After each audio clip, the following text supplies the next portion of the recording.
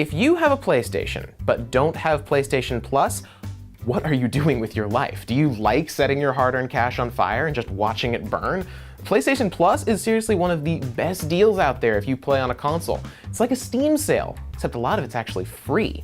I'm Cameron, and because I have a PS4, the beginning of every month is like Christmas again, when Sony shows off the games on PlayStation Network that are getting a discount. If you haven't heard of this, these are downloadable games that you can get for free or super cheap for 1 month if you're a PlayStation Plus subscriber. Best part is, they stay in your library forever. At least as long as you keep paying your subscription, that is. Sometimes they're super cool indies, other times they're older AAA titles, but they always pretty much make up for the price of admission. With that said, this is the Plus Report, where each month I'll be taking a look at the games that are free on PlayStation Network and giving you a quick rundown of what they are. Not a full-on review exactly, but something close to it.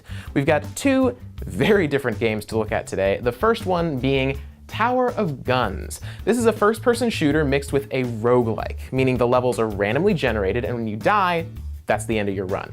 You pick your weapon and a starting perk, like extra jump or immunity to fall damage, that's one of my personal favorites, and then you're off. You're dumped into randomly generated rooms filled with killer robots and gigantic turrets, and it's up to you to survive as long as possible.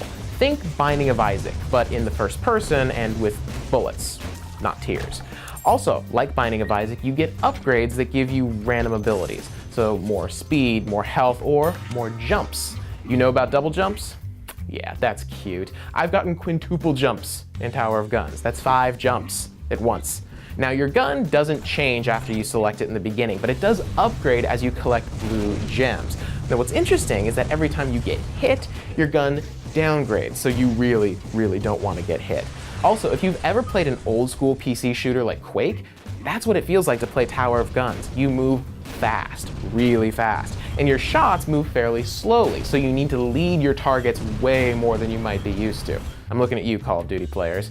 Tower of Guns is an absolute blast for short bursts, but it does get repetitive fairly quickly. It's free on PS4 in April and available pretty much everywhere else for 15 bucks.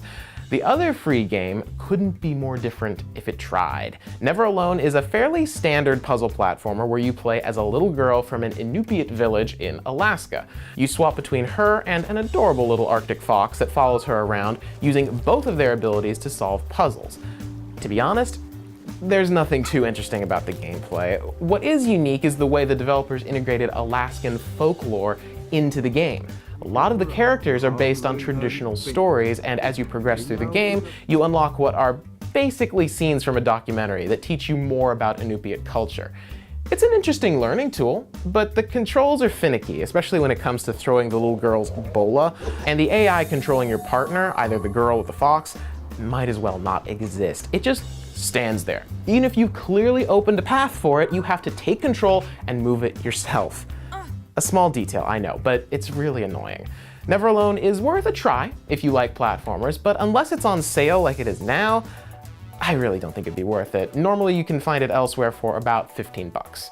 And that's it. That's what you can get for free on PlayStation Network this month. There are also some free games on the PlayStation 3, and then of course there's Xbox Live Gold, which does the same thing as PlayStation Plus, free and discounted games and all that. Let me know in the comments if you'd like to see more Plus reports on those consoles, and subscribe for more videos just like this one. See ya!